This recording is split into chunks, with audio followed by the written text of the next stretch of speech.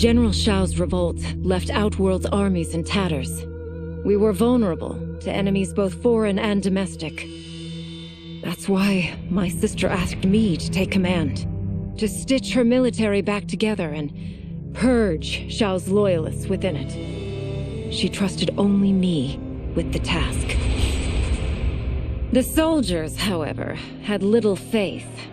They thought me a spoiled dilettante, unprepared and unfit to serve. That I could fight mattered little. All that mattered was that I wasn't one of them. I finally earned their loyalty by orchestrating an epic victory over Shao and his rebels. Though the general himself escaped, his forces were smashed. For as long as I am able, I will lead the Empress's armies in defense of Outworld. Through strength, we will achieve peace. After escaping Lei Chin prison, I was hounded by the Imperial Police. I needed a place to hide and to recuperate while I plotted the best way forward. I knew the remote canton of my youth would be perfect. To escape capture, I traveled by sea. Little did I know that a gargantuan storm was brewing. My tiny craft was smashed apart. I closed my eyes, waiting to drown, hoping that the Netherrealm wouldn't claim my soul. But when I reopened them, I found myself not in hell, but on a deserted island. From its ruins, I could tell that great sorcerers had once lived there. In the caves beneath the ruins, I found what I can only describe as a well of souls. Once I learn how to wield its power, I will become invincible. Though worried about how the public might react, I met with Baraka to discuss his Tarkatans. Speaking from his heart, he moved me. I agreed to visit his colony and see how his people lived. The conditions were atrocious. This was one of my mother's few mistakes. Like all Outworlders, she treated Tarkatans with scorn. What they deserved from us was compassion. And the only way to get it for them was to reveal my affliction. To show all my subjects that even an empress could get Tarkat.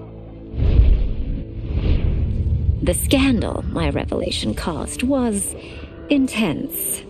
But with the help of Kitana and Tanya, I emerged from it a stronger empress than ever.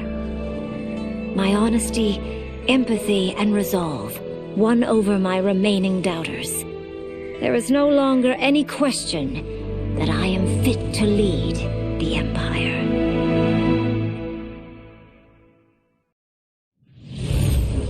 The battle had been lost, but the war isn't over. I won't stop fighting until I take Outworld's throne. That they thought Lei Chin prison would hold me is laughable.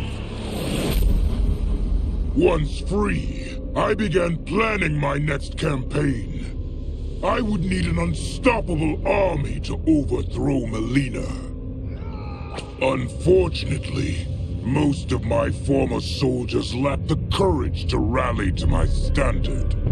Rebuilding my army would require finding new recruits. And that task is proving easier than expected. Outworld's golden age has left more than a few behind. Without hope, without power, they eagerly heed my call to tear down Melina's government. Until recently, I hadn't met Li Mei, but I had heard the stories. How the Umgadi's matron superior blamed her for not preventing Emperor Jared's murder.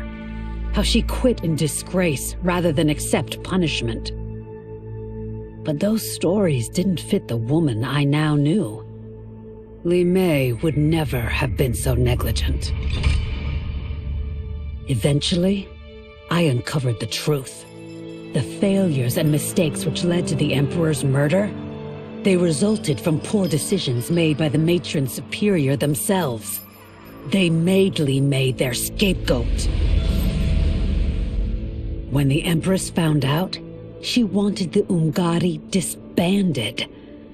But I convinced her that it could be reformed. To make sure it did, she put me in charge. I am humbled by this sacred responsibility. The Ungari, my sisters, they are my life. I will not let them be brought down by the acts of a selfish few.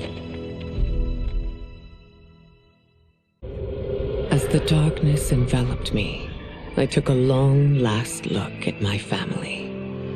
I did not expect to see them again until their souls joined mine in the living forest. But miraculously, my beloved husband delivered me from oblivion.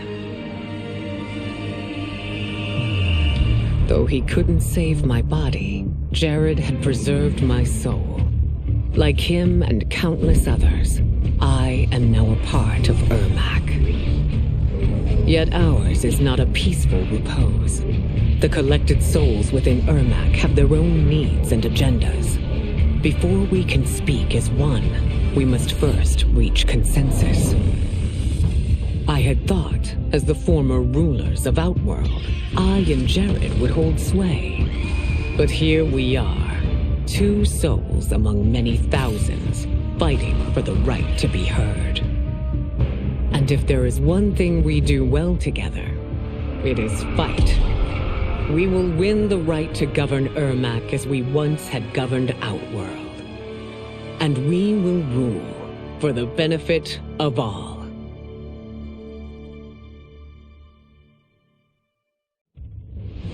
To elude capture by Empress Melina, I joined Havoc's crusade in Sido. There I summoned more magic than I thought possible, and drowned out the old regime.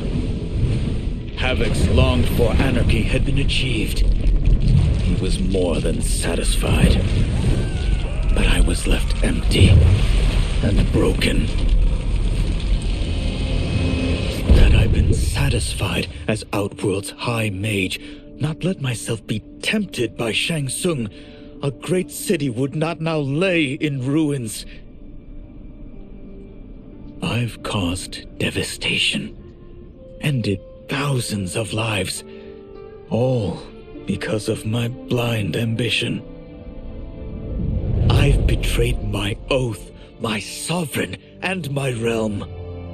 These high crimes merit punishment, and I'll accept whatever the Empress gives me. My only ambition now is to one day be forgiven.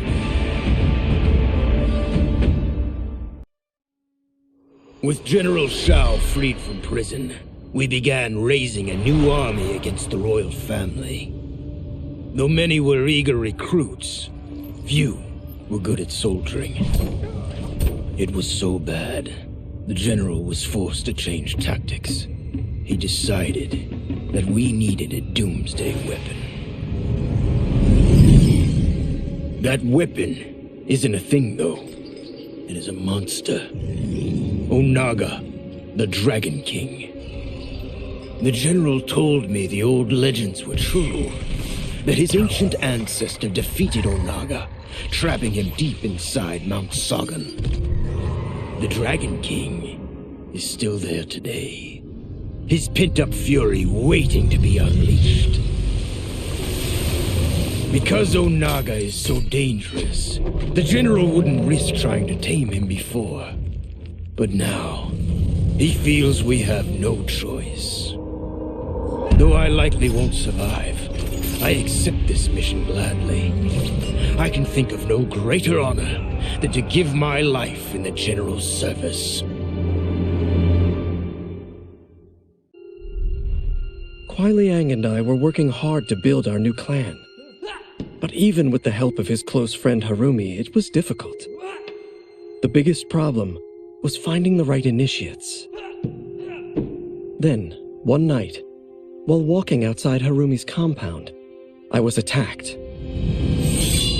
I thought at first it was a Lin Kuei assassin, but his strikes were too uncertain, too angry. My attacker, it turns out, was a boy. Homeless and hungry, his assault was born of desperation. He needed money so that he could eat. It was like looking at myself 15 years ago. I would have ended up just like him if the Lin Kuei hadn't taken me in. So I took the boy to Kuai Liang, who also appreciated his fire. We made him our first initiate. The boy's name? Hanzo Hasashi. Were it not for my godly counterpart, I would not have survived the battle against Titan Shang Tsung. Meeting him, though, raised questions. Why did I replace him in this new era? Why was I made mortal? Lord Liu Kang told me of his Raiden's nobility and righteousness, about his steadfast leadership in the defense of Earthrealm. He also told me about Raiden's dark side, how he could be consumed by rage and cast aside the rules he otherwise lived by. Making me mortal and incapable of such anger was to keep me from following in his footsteps. Though I understood the reasons why, I felt I had been done a disservice. To survive the coming battles, I may need the edge that only great rage can bring. As the Shaolin couldn't aid me, I sought out someone who could. Someone to stoke the fire within me and teach me to master it. For this, I could have no better teacher than the Shirai Ryu's Grand Master. No sooner had Titan Shang Tsung been defeated than Bi-Han and his loyalists hunted us down. Outnumbered, we fled to Japan. There, we sought refuge from an old family friend. As children, we played together. But Harumi Shirai was a woman now, the head of her clan. Her strength, beauty, and intellect awed me. Also incensed by Bi-Han's betrayal, Harumi agreed to help me forge a new clan, one that would stand against him and defend Earthrealm. Her aid proved invaluable, and as time went on, we grew closer. To honor Harumi and pay respects to my new bride, I named the clan after her, calling it the Shirai Ryu. Now the battle against my brother begins in earnest. The Shirai Ryu won't rest until Bi-Han is defeated and the Lin Kuei's honor restored. My loyal partner had warned me. Reclaiming my power as Keeper of Time might have unforeseen consequences. In this, as in most things, he proved prescient. The process I had undergone did irreparable harm to my body. Taking back my power had cost me my immortality. While my lifespan would still stretch across eons, I would one day perish. And if the war with Titan Shang Tsung taught me anything, it is that this timeline is not safe without a protector. Yet I had never given thought to choosing a successor. Who is it that could replace me and protect my new era? The answer, of course, is Geras. Tireless and meticulous, he is perfectly suited to be entrusted with this grave duty. And no one knows better the temptations of the hourglass. I have no doubt he will be above them.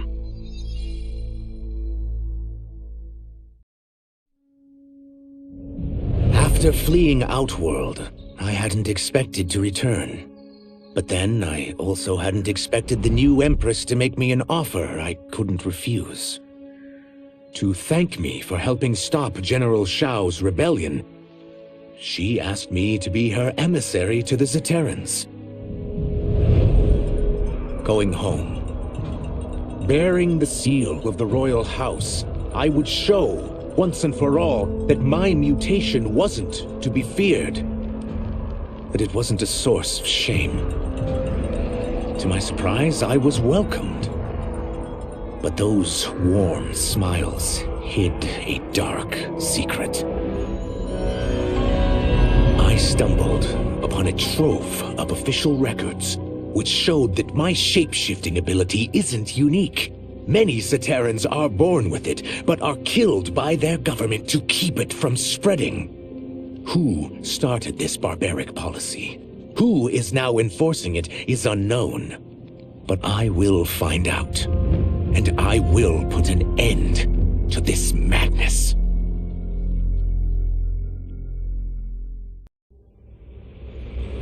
I had broken the Lin Kuei free of Liu Kang's enslavement. We were now masters of our destiny, and could take our place among Earthrealm's great nations. But taking and holding territory would require a vast army. I needed more fighters to make our presence felt. Then I recalled Shang Tsung's dragon warriors. An army of them would be unstoppable. But trafficking in such strong magic would surely draw Liu Kang's attention. Sector advised that we avoid detection by building our army using science, not sorcery. We've invested much into this endeavor, and we are beginning to see results. Once again proving the depths of Sector's genius. When we are done, all of Earthrealm will honor our desires and heed our demands. If not, they will face the Lin Kuei's wrath. Since this whole thing kicked off, I'd wondered why Liu Kang chose me to be a champion. I mean, sure, I was killing it as a martial arts star, but it's one thing when it's all for show. It's different when you're playing for keeps. Then Liu Kang let me in on his master plan. He wanted the masses to know about the world beyond them, the one filled with gods and monsters, and he wanted me to tell them about it. But I knew revealing the truth all at once would be too shocking of a plot twist for most. That's why I pitched doing a bunch of stories, to slowly get people used to it. And if there's one thing I can do, besides kick ass in combat, it's build a cinematic universe. I'm serving up movies, streaming series, games, you name it. I like that I'm doing a public service, and it doesn't hurt that I'm making more than a few bucks. It's the kind of synergy that would make any studio mogul proud. As her reign began, Empress Melina faced many challenges. To meet them, she turned to the people she trusted, her sister to lead her army, and me to lead her imperial police. Though I missed Empress Sindel dearly, I was glad my ties with her family had been mended. But while it was an honor to be made responsible for Outworld's internal security, I soon realized accepting the appointment was a mistake. I'm not cut out to be a bureaucrat, nor am I patient enough to navigate the Imperial Court's politics. I was at my best patrolling Sundo's streets, when I could feel the city's pulse and serve and protect its citizens directly. That's why I resigned my post and resumed my role as Sundo's first constable. I end each day knowing I've made a difference.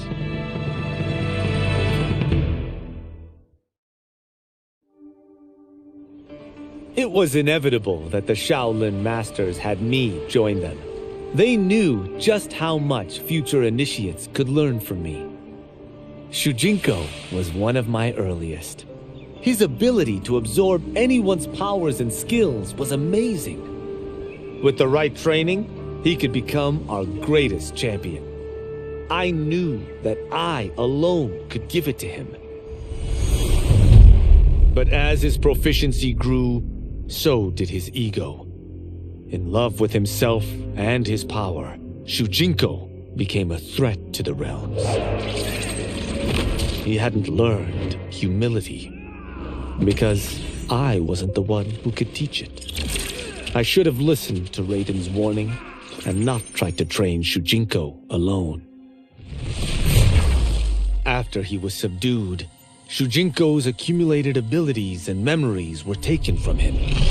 He is once again a new initiate, ready to begin his training. This time, Raiden and I train Shujinko together. He will become the champion he is destined to be. And I will fulfill my duties, humbly and cooperatively.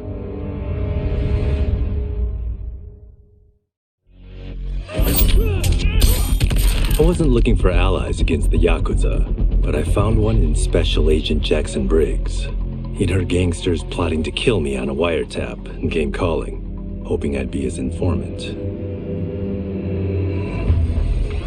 We planned to part ways when we got the job done, but then Shang Tsung showed up to steal Sento.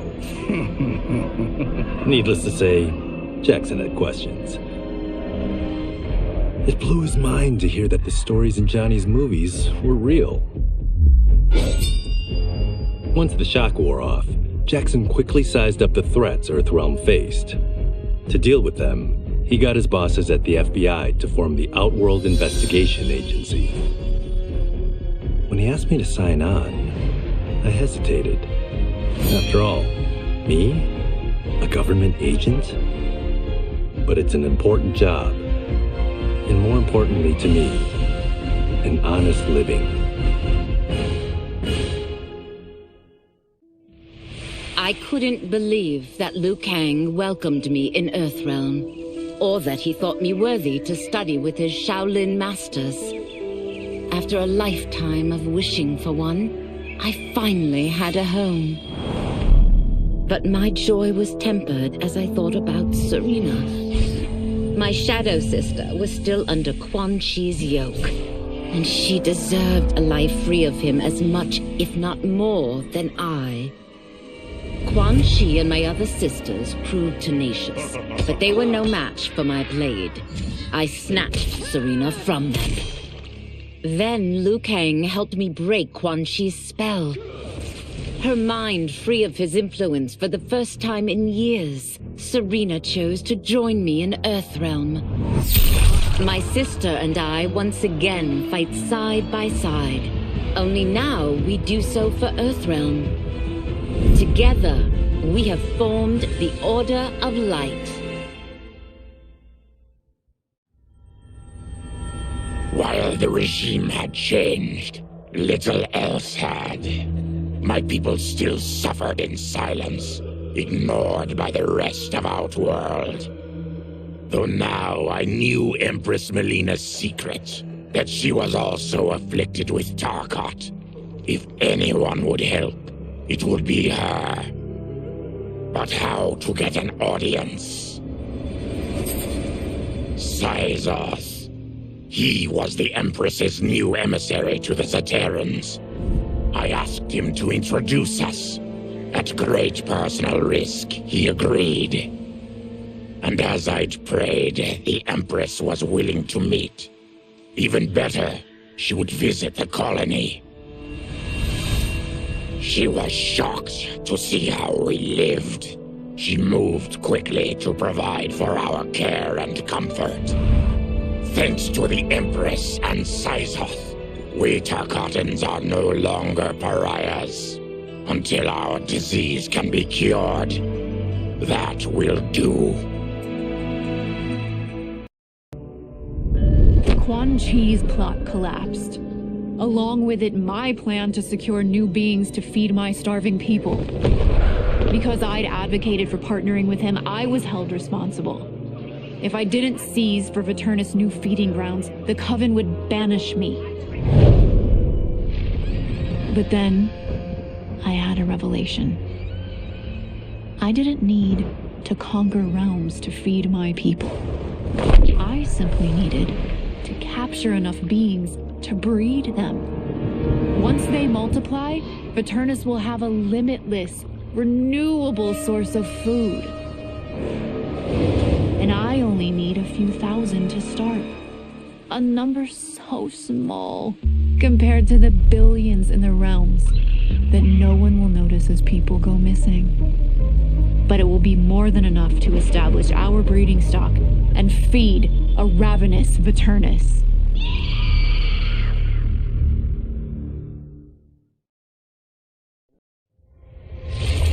Though the barriers between timelines had been rebuilt, there was no question that they could again be broken.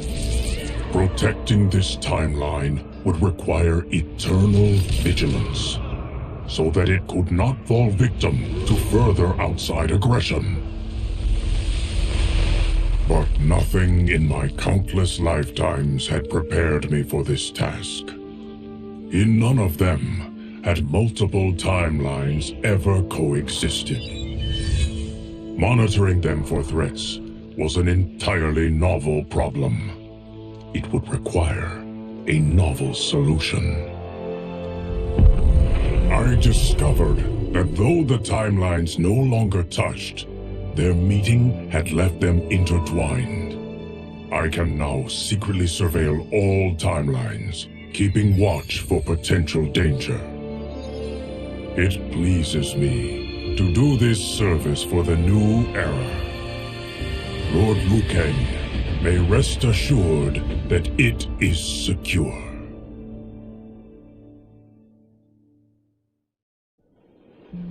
Quan Chi's defeat had cost me everything.